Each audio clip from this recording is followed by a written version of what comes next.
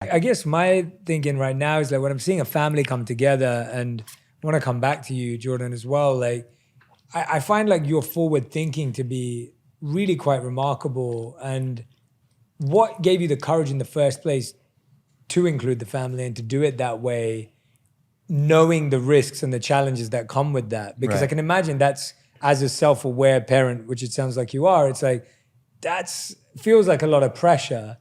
And you know, you've probably seen where it's gone right and where that's been challenging. How did you have the courage? What kind of conversations did you all have? Like, tell us a bit more about that, because I think there might be lots of parents who are in that kind of middle boat. And I'd love for them to have a sense of like what to think about, what kind of conversations. Well, the first thing I think is that I've worked with a lot of families that do content, right? And there is a pressure on the kid because they feel like they have to carry the channel.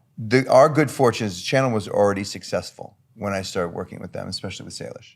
So she knows that she doesn't, it's more successful now, no doubt, but we'll be good if she wants to stop. And she doesn't have the responsibility of carrying it. And I've just seen the negative aspect of that, where then there's pressure from the parent, you gotta create.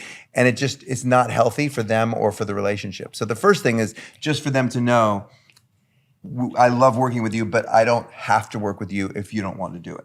That's a very important element. I also think, just stepping in, not to like interrupt or anything, but I think I was kind of on I was on a roll. I had a lot. I think there's some aspect too where it's like, why are you starting, right? So for her, like I don't want to like put words in your mouth or anything, but I imagine it's not like you didn't start a channel or anything, right? It's your channel, and you kind of brought her in a sense, right? So it's kind of it's like, how does the channel almost get started?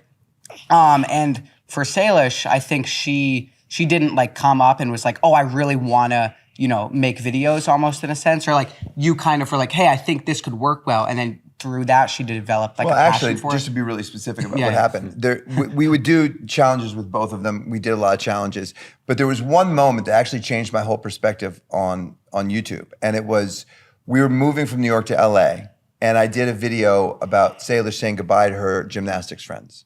And we rarely did videos that had anything emotional about them. And specifically with Salish, she's not the biggest fan of emotion at all. Like, if we're like, you say something and she'll be like, no, that's emotional, I'm not gonna do that, right? So, but she did allow us to tell this story about, and the response was really powerful, and the views were huge, and it started making me think that there's another direction to take YouTube beyond pranks and challenges and all that stuff, and it is about storytelling.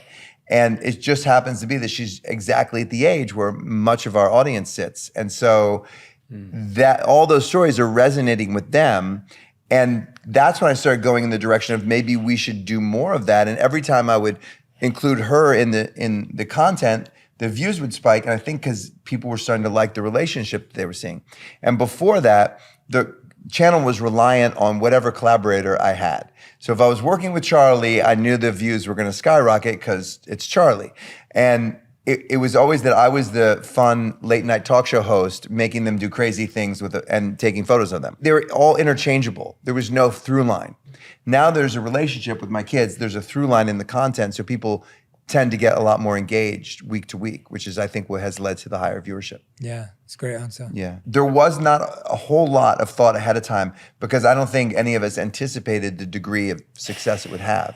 So those conversations have been throughout, like, this is getting a little bigger. Are you okay with this? How do we manage this? Things like that.